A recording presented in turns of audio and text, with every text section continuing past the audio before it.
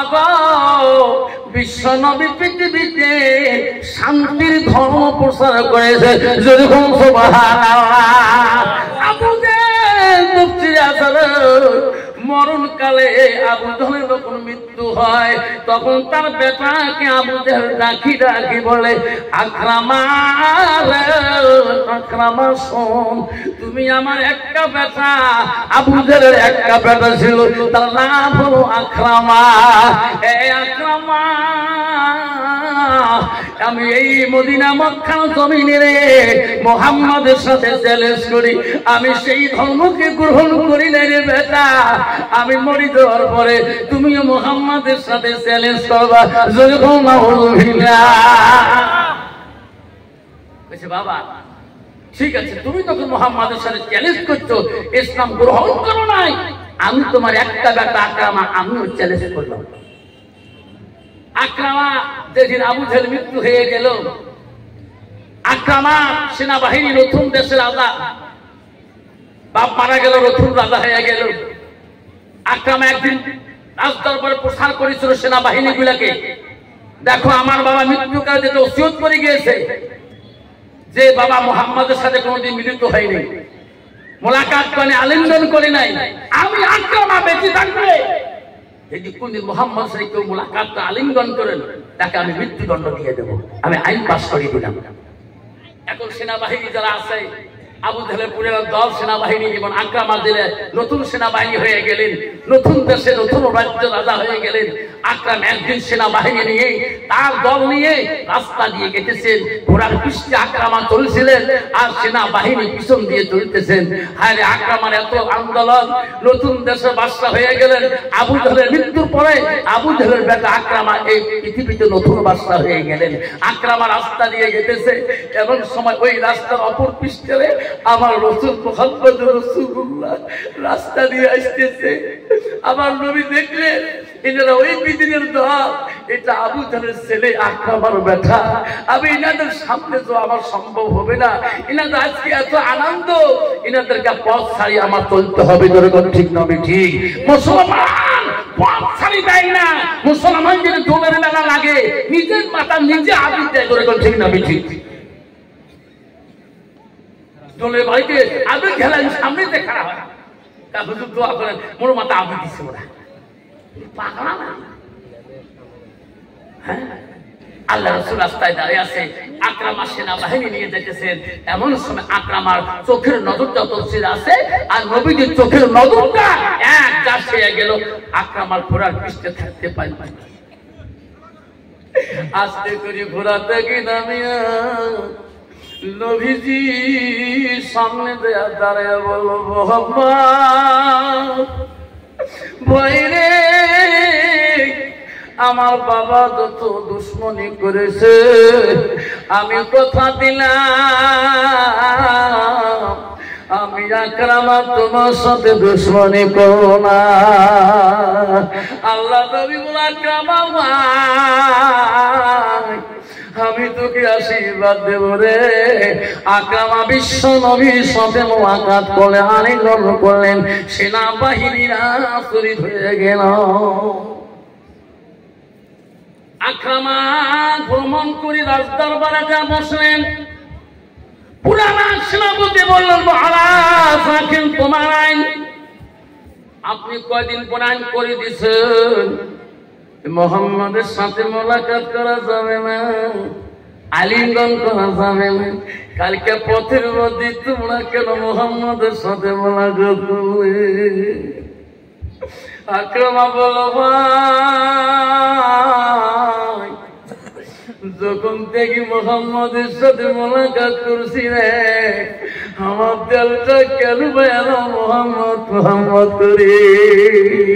আমি যদি দোষী হই রে ভাই, আমি যদি অপরাধী হই, আমাকে তোমার মারি শেষ করে দাও, আমাকে বাধা নাই, কিন্তু আমি মুহাম্মদের কথা আমি বোঝা বলতে পারবো না। সেনাবাহিনী বলল, আকরামার ব্রেন খারাপ হয়ে গেল নাকি? বাবা জাতকুল সব নষ্ট করে দিয়া আজকে আকরাম আব্দুল বলে খালি মোহাম্মদ মোহাম্মদ। আকরামাকে বেঈমান, আকরামা এত বড় বেঈমানি করলো রে। আকরামা রাত্রি কালে ঘুমাইছিলেন, সেনাবাহিনীরা আকরামার হাত বাঁধলেন, পা বাঁধলেন, চোখ বাঁধিয়া এমন নদীর মাঝখানে ফেলে দিয়েছে। আকরামা পানির তলে চলে গেল রে। কত জলজন্তু আছে, আকরামা তত দিকে খারাপ হয়। সুবহানাল্লাহ। গভীর পানির তলে আকরামা কাঁদে, আল্লাহ তোর নবীর ভালোবাসা অন্তর থেকে যায় না। এ নদীর প্রাণীরা আমার হাতের পা বাঁধগুলো বসে যায়, আমি বড় কষ্ট পাই রে। হে তোমরা তাড়াতাড়ি খেয়াল নাও, তোমরা জনমের খামটা পানির তলে খেয়ে নদীর প্রাণীরা আকরামা রে, তুমি আমার 1 সেকেন্ডের খানা আর যে নবীকে পৃথিবীতে না পাঠাইলে আল্লাহ আমাকে নদীর প্রাণী বানাইতো না। সেই নবীর কার বন্ধু খুলবো, তোর গা দিয়ে বাইতেছে আকরামা, তো খালে রে সোনার নবী আমার নারাজ হয়ে যাবে। আকরামা কান্দিস না, তোর নবীর প্রেম এত বড় রে, তোমার গা দিয়ে মোহাম্মদের খুশবু বানাইতেছে। তরকা পড়া আকরামা, আমরা নদীর পানির তলে রে তোমার হাতের বান, পায়ের বান, চোখের বান খুলে দিয়ে আমরা তো ওই উজালা ওই মরুভূমির চরে আমরা বালুকা রাশিতে পৌঁছে দেবো।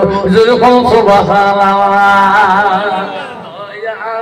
নবী প্রেমের ছবি আর আসবে না জগতে, দয়ার নবী প্রেমের ছবি আর আসবে না জগতে। হাসরের দিনে উম্মতের দিনে, হাসরের দিনে উম্মতের দিনে যাবে না নবীজি বেহেশতে, যাবে না নবীজি বেহেশতে, দয়ার নবী প্রেমের ছবি আসবে না জগতে।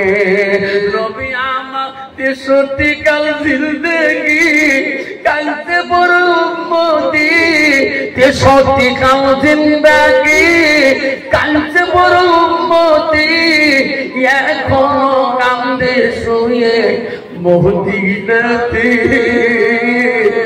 এখনো কান্দে শুয়ে মদিনাতে, দয়ার নবী প্রেমের ছবি আর আসবে না জগতে, আসবে না জগতে। আব্বা এই নবী জগতে আসবে, এই পৃথিবীতে আসবে আরো। সেই নবীর আমরা হাদিস মানি চলবো কিনা? আমাদের নবীর ভালোবাসা অন্তরে কার কার আছে গো? একবার হাত দিয়ে খাই, যে নবীর জীবনে এত কষ্ট করেছিল। আকরামা পানির তলে কাঁদতেছে, আকরামার গা দিয়ে নবীর খুশবু বেরিয়েছে। যেরকম সুবহানাল্লাহ। নদীর প্রাণীরা বলে আকরামা কান্দিস না, আমরা নবীর গুণগান পানির তলে করি রে আকরামা। সেই নবীর খুশবু তো শরীর দিয়ে যদি আসে আমরা কি তো খাইতে পারি? আকরামার হাত বান কামড়ে ছিঁড়িয়ে দিল। এমন বালুকা উঁচু জায়গার মধ্যে মাছ প্রাণীরা ঠেলি ঠেলি আকরামাকে ওই বালুকা রাশি তুলি দিল। যেরকম সুবহানাল্লাহ। সকালবেলা সেই নদীর কিনারে ঘুরতে যায়, আকরামা তো মারা গেছে রে, চলো চলো কোন দিকে ফাঁসি উঠলো রে। ওই বেঈমানরা সেনাবাহিনীরা খুঁজতে যায়, দেখে আকরামা বালুকারা সিটে উপরে বসি আল্লাহ আল্লাহ করিতেছে, যেরকম সুবহানাল্লাহ। সেনাবাহিনীরা বলল, আকরামা রে তুমি এখানে কেন? আকরামা বলছে, আল্লাহ এই দুশ্মন আরো আসলো, ইনারাই বুদ্ধি করেছিল আমাকে এইরকম পানিতে ফেলে দিয়েছো। আকরামাকে বাড়িতে বুদ্ধি করে নিয়ে গেলেন। হায় রে রাত্রিকালে এই বেঈমান দলেরা আমার হাত পাও বাঁধিয়ে চোখ বাঁধিয়া অরণ্য জঙ্গলের ভিতরে ফেলে দিয়েছো। এই জঙ্গলের প্রাণীরা ছাড়বে না, চোখের পলকে আকরামাকে ধ্বংস করে দেবে।